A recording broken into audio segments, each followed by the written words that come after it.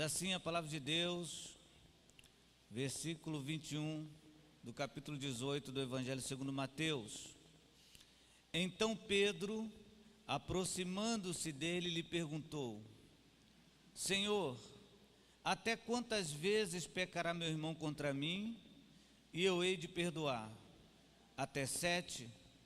Respondeu-lhe Jesus: Não te digo que até 7, mas até 70 vezes 7. Por isso, o reino dos céus é comparado a um rei, que quis tomar contas a seus servos. E tendo começado a tomá-las, foi-lhe apresentado um que lhe devia 10.000 talentos. Mas não tendo ele com que pagar, ordenou seu senhor que fossem vendidos ele, sua mulher, seus filhos e tudo que tinha, e que se pagasse a dívida. Então aquele servo, prostrando-se, o reverenciava, dizendo: Senhor, tem paciência comigo. Você pode repetir isso? Tem paciência comigo. Não, gostei não, mais uma vez. Tem paciência, que tudo te pagarei. O senhor daquele servo, pois, movido de compaixão, soltou-o e perdoou-lhe a dívida. Saindo, porém, aquele servo encontrou um dos seus conservos que lhe devia 100 denários, e segurando-o, sufocava, dizendo: Paga o que me deves. Então seu companheiro, caindo-lhe aos pés, rogava-lhe, dizendo: Tem paciência comigo, que te pagarei. Ele, porém, não quis, antes foi encerrá-lo na prisão, até que pagasse a dívida. Vendo, pois, os seus conservos o que acontecera, contristaram-se grandemente e foram revelar tudo isso ao seu senhor. Então o seu senhor, chamando-o à sua presença, disse-lhe: Servo malvado, perdoei-te toda aquela dívida porque me suplicaste. Não devias tu também ter compaixão do teu companheiro, assim como eu tive compaixão de ti? Indignado, o Senhor entregou aos verdugos até que pagasse tudo o que lhe devia. Assim vos fará meu Pai Celestial, se de coração não perdoardes cada um a seu irmão. Amém? Ó Deus, obrigado pela tua palavra, eu te agradeço. Fala conosco, em nome de Jesus. Amém e amém. Você pode sentar. Meus amados irmãos, todas as vezes quando nos aproximamos do dia desta reunião, a Ceia Unificada, que para mim é uma reunião importantíssima para a nossa igreja, não somente para a igreja sede, como para toda a nossa igreja, todas as igrejas filhas, grupo de vida. Eu acho de suma importância estarmos juntos, e com essa importância também é lançado sobre meus ombros uma grande responsabilidade, porque é a oportunidade que eu tenho, é o momento que eu tenho de ensinar, de ser um profeta de Deus na sua vida, de ser um representante dos céus na sua vida. E isso, confesso para você, que me causa assim um certo temor, e não falo para lhe emocionar, não falo para deixar você, pastor espiritual, não, falo com meu coração aberto e com muita sinceridade. Não é fácil perder uma oportunidade, não é fácil estar diante de você e às vezes por causa de um medo, às vezes por causa de um receio, deixar de falar aquilo não que você quer ouvir, mas aquilo que você precisa ouvir, aquilo que eu preciso ouvir. Então esse texto está no meu coração há algum tempo já, para falar com os irmãos sobre perdão, para falar para os irmãos sobre misericórdia. Mas pastor, isso, falar na igreja ou para a igreja, não é algo assim meio que chover no molhado? Não é algo assim meio que desinteressante? Falar de perdão para irmãos, falar de perdão para pessoas que vivem do perdão, pelo menos deveriam viver. Não, não é. Não é somente desinteressante, como é urgente falar de perdão em nosso meio e falar de perdão para cada um de nós. Nós lemos um texto em que Pedro, de forma ousada, fez uma pergunta muito legalista a Jesus. Pedro queria saber algo que talvez você também queira saber, mas não teve ainda coragem de perguntar ao seu dirigente, ao seu pastor, e muito menos teve coragem de orar e perguntar ao Senhor isso. Mas Pedro, com muita coragem, deixando o legalismo de fora, mas com muita coragem, Pedro chega a Jesus e lhe pergunta sobre perdão. Mas a pergunta de Pedro não é uma pergunta baseada assim: Senhor, o que é o perdão? Ou o que o perdão gerará em mim? Ou o que o perdão trará para a minha vida? Não, não tem nada a ver com isso. Pedro não está preocupado com o efeito do perdão. Pedro não está preocupado com as boas coisas que o perdão poderia proporcionar na vida dele. Não, não é nada disso. Pedro está preocupado simplesmente em saber quantas vezes. Em outras palavras é o seguinte: porque quando chegar a minha cota, porque quando chegar o número que o Senhor me falar, eu vou virar para fulano de tal e vou dizer assim: olha, você agora está sendo entregue a Satanás, porque não vou te perdoar mais. Na realidade, a pergunta de Pedro não era uma preocupação com os outros. Pelo contrário, a pergunta de Pedro retrata que ele estava preocupado simplesmente com ele. Não, quantas vezes? 7 vezes? Ele deu um número assim muito simbólico para os judeus, porque 7 significa o número da perfeição de Deus, o número da plenitude de Deus. Então Pedro falou: vou dizer 7, porque Jesus vai falar assim: não, é 7 mesmo. Depois de 7 vezes, deixa para lá. Aí Jesus vira para ele e fala assim: olha, não somente 7, mas quanto? 70 vezes 7. Mas Pedro pergunta preocupado com a quantidade, mas a resposta de Jesus vai além disso. Porque quando Jesus fala assim, 70 vezes 7, Ele não está falando para mim, e muito menos para você, pegar uma calculadora, calcular quanto dá. Eu sei que você já calculou e que você é inteligentíssimo. Você já calculou e você agora botou lá na sua parede quantas vezes o Aires errou com você. Uma, você vai ticando, 2, 3, 4. Jesus, ele quis dizer 70 vezes 7 num significado infinito de vezes, sempre. Porém, ele não para aí sobre quantidade. Ele então fala o seguinte: eu vou ensinar você, Pedro, e vou ensinar também a todos aqueles que entenderem por que você deve perdoar. Então, baseado na pergunta de Pedro, ele faz uma parábola, essa parábola aqui, que você acompanhou a leitura, em que um rei começa a cobrar dos seus servos aquilo que lhe era devido. E um homem que devia 10.000 denários, foi isso mesmo? Você está acompanhando aí? Esse homem então é chamado, e o rei fala para ele assim: olha, cadê o que você me deve? Aquele homem diz assim: não, eu não tenho dinheiro. Então o rei fala assim: vende ele, vende a mulher, vende tudo, mas ele vai ter que pagar a sua dívida.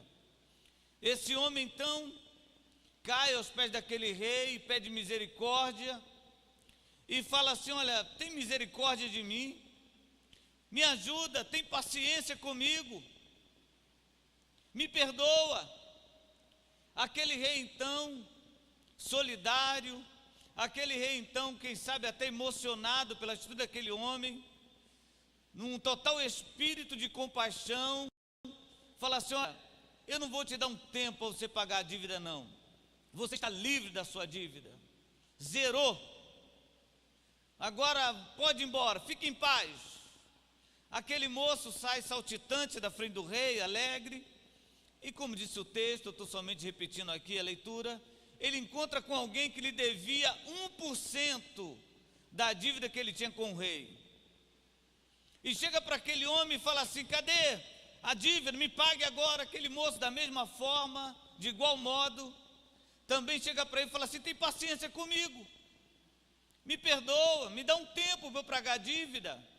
Mas aquele homem que acabara de ser perdoado de uma dívida muito superior àquela que ele estava cobrando, pega então aquele homem, manda prender aquele homem, só sai daí quando você pagar essa dívida. É um negócio estranho.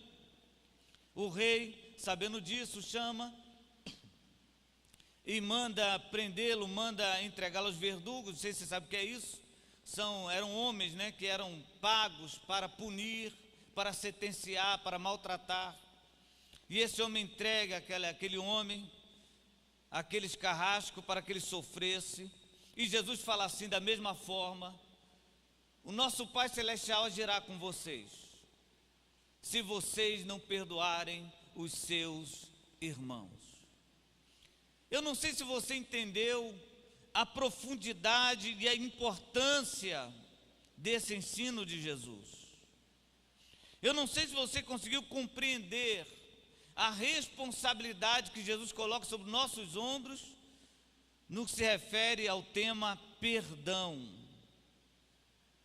E eu vou tentar, de uma forma assim muito objetiva, tentar passar para você por que muitos crentes não perdoam. Meu Deus, pastor, o senhor está falando para crente. Vou repetir: porque muitos crentes não perdoam. A primeira razão é porque eles não entendem, não conseguiram perceber o valor do perdão de Deus para a sua vida. Ele não conseguiu compreender a gravidade dos seus erros. Ele acredita que os seus erros, que foram perdoados por Jesus, mediante um deslize de um amigo, de um irmão. Não, o meu erro não. Ele não consegue entender a gravidade dos seus erros. E por isso ele se torna insensível a pequenos deslizes de pessoas que estão próximas a ele. Quando é com ele, ele pede perdão e quer ser perdoado. Mas quando alguém erra, quando alguém peca, e essa pessoa fica sabendo, ele procura o pastor, o dirigente, e fala assim: você não está sabendo não, que fulano fez isso? Não está sabendo que aquela irmã fez assim? E normalmente as pessoas que procuram o dirigente para acusar alguém, não fazem por misericórdia, mas o fazem por justiça. Pelo menos acho que é justiça. E quando o pastor, vou até usar a expressão pastor, para que nenhum dirigente aqui pense que eu estou lançando carapuças no ar. E quando o pastor não toma uma atitude, aquela pessoa sai dizendo assim: está vendo, o pastor é complacente. O pastor, sinceramente, não está dominando mais a igreja. O pastor está com muito medo, ele não quer perder ninguém. Mas quando foi a vez dele, quando foi o tempo dele, e o pastor perdoou, ele saiu tranquilo. Eu me recordo quando um dia estava na igreja, é claro, todos meus testemunhos são da igreja, e uma pessoa chegou para mim e falou assim: tem um aviso aqui para colocar no data show. Estava no meio do culto, e eu virei para aquela pessoa e falei assim: dá o aviso, por favor. E ela, sentada do meu lado, continuou, e de repente alguém da projeção demorou de projetar alguma coisa, ou projetou um aviso errado, eu não me recordo bem. Aquela mesma pessoa chegou para mim e falou assim: o rapaz do data show errou ali, você está vendo que ele errou, tem que tomar providência. Aí eu olhei para aquela irmã e falei: minha irmã, use da mesma misericórdia com ele como eu estou usando com a senhora, porque aviso tem que ser entregue antes do culto começar. A senhora me entregou agora e eu estou usando de misericórdia. Seja misericordioso. Quando chegamos para alguém e falamos assim: fulano de tal está assim, o que eu faço com ele? Não sei, ore por mim, me ajuda. Ah, pastor, chuta logo, pastor. Manda embora. Isso aí, pastor, não é crente não. Isso aí não deve ter oportunidade não. Mas esse miserável esquece que ele faz coisas piores do que aquela pessoa que ele está acusando. Está dando para você compreender? Não, né? Então você é mais claro ainda. Todos vocês, ou melhor, todos nós, entramos por essa porta. Quando eu falo por essa porta, eu falo a igreja do Senhor, aonde você aceitou Jesus. Entramos por essa porta porque nós somos pecadores. Esse recinto aqui não é um lugar, me entenda por favor, não é um lugar de santos. Esse recinto aqui é um hospital, onde as pessoas entram aqui enfermas e são curadas. Eu não estou me referindo à enfermidade física, eu estou me referindo à enfermidade da alma. Não, pastor, lá na sua igreja, fiquei sabendo que lá aceita divorciado. Aqui na igreja, para você aí que está me ouvindo pelo rádio, aqui na igreja, para você que me acompanha pela internet, e para você que está aqui presente, nós aceitamos divorciado, nós aceitamos pessoa que está separada, nós aceitamos cachaceiro, drogado. Amém? Só não vai ficar assim, irmão, porque quando entra doente, Jesus cura. O drogado é liberto aqui dentro. Aquele que entrou aqui cheio de problema espiritual, quando chega aqui, Jesus conserta, mas nós recebemos. Meus irmãos, Jesus fala assim: assim vos fará meu Pai Celestial, se de coração não perdoardes cada um a seu irmão. E eu quero quase que concluir essa palavra fazendo você lembrar de uma frase que eu pedi que você repetisse: tem paciência comigo. Eu queria que você gravasse essa frase e dissesse para você mesmo: eu terei paciência com os outros. Eu terei misericórdia com os outros. Eu perdoarei os outros. Eu ajudarei os outros.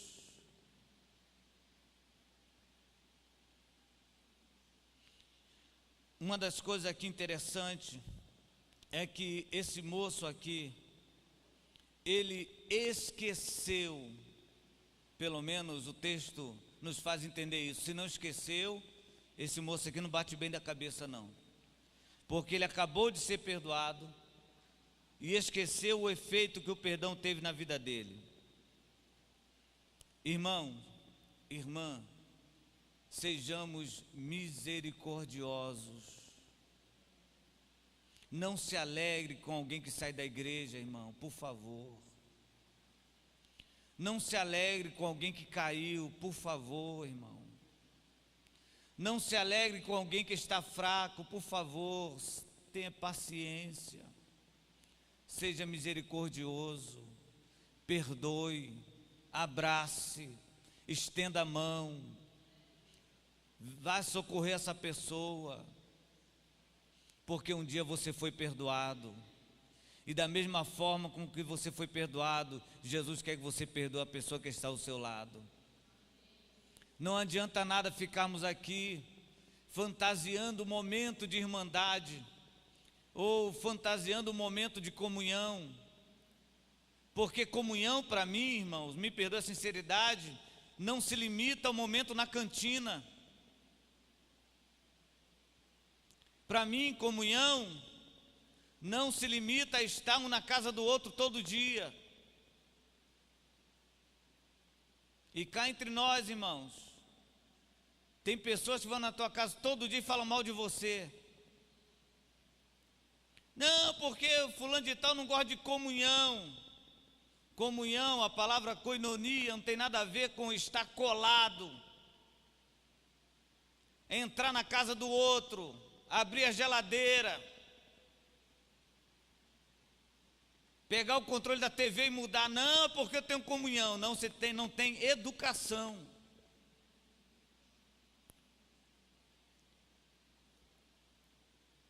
Meu Deus do céu. Não adianta você ficar criando momentos, não adianta terça-feira nos reunirmos lá no balneário, não, momento de comunhão, todo mundo na piscina, e dentro da piscina mesmo falando, tá vendo fulano de tal, tá vendo a roupa de cicrano? Por que estou dizendo isso, irmãos? Porque Jesus falou o seguinte: da mesma forma, Deus vai fazer conosco, vai nos entregar na mão daquele que vai nos maltratar, que é o carrasco. Tem uma palavra de Jesus, já falei para você por diversas vezes, vou repetir, que eu tenho medo, que a Bíblia fala que naquele dia o Senhor falará para muitos assim: apartai-vos de mim, porque não vos conheço. E essas pessoas vão dizer assim: Senhor, mas em teu nome profetizei, em teu nome fiz isso, em teu nome curei, em teu nome fiz maravilhas. E Jesus vai falar assim: olha, não vos conheço. Jesus, tem paciência comigo, Jesus. Você já pediu isso ao Senhor? Quantos aqui já erraram? Levanta a mão, você que já errou. Mais de uma vez, levanta as duas mãos. Mais de duas vezes, levanta as três mãos. Tem não? Os pés. Não erramos. Mas o que Jesus fez conosco?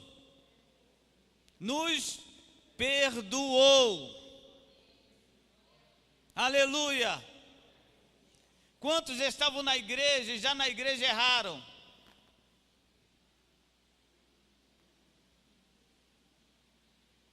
Quantos erraram hoje?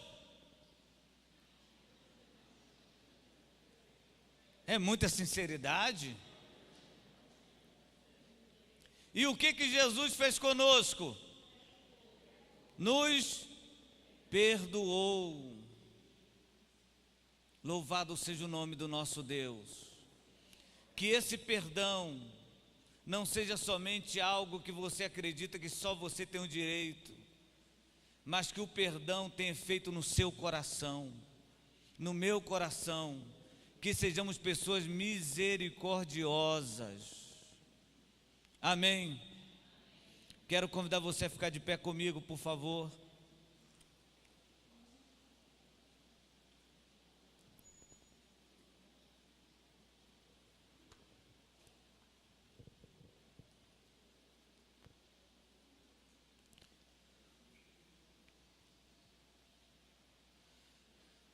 Eu não vou pedir para ninguém vir aqui à frente, porque acredito que se eu chamasse quem errou, vem aqui à frente, era melhor eu descer, né?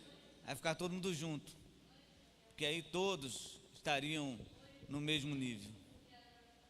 Mas eu quero pedir a você, se possível for, é claro, que você fale ao Senhor: Jesus, tem paciência comigo, Senhor. Você pode falar isso?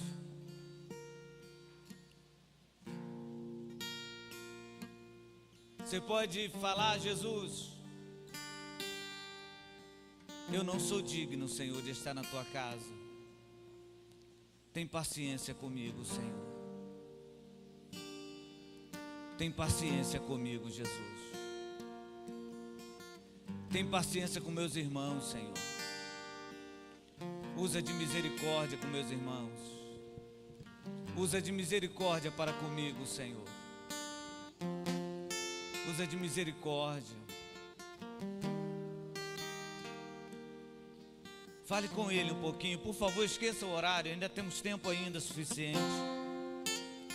Se você acredita que você necessita urgentemente de um perdão de Deus, fale com Ele agora. Jesus, tem paciência comigo, Jesus. Ah, Senhor, tem misericórdia de nós. Tem misericórdia de nós, Senhor. Tem misericórdia de nós. Oh, Jesus. Oh, Jesus. Dá-nos a sensibilidade de perdoarmos o nosso irmão, Senhor. Dá-nos a sensibilidade de entendermos a fraqueza do nosso irmão, de compreendermos a fraqueza dele. Porque o Senhor é aquele que perdoa. O Senhor é aquele que perdoa. Oh, Jesus. Estamos diante da tua mesa nesse momento. A mesa é tua, Senhor. E estamos aqui como o Senhor nos ordenou, fazemos isso em memória do Senhor. E todas as vezes que participamos, ó Jesus, nós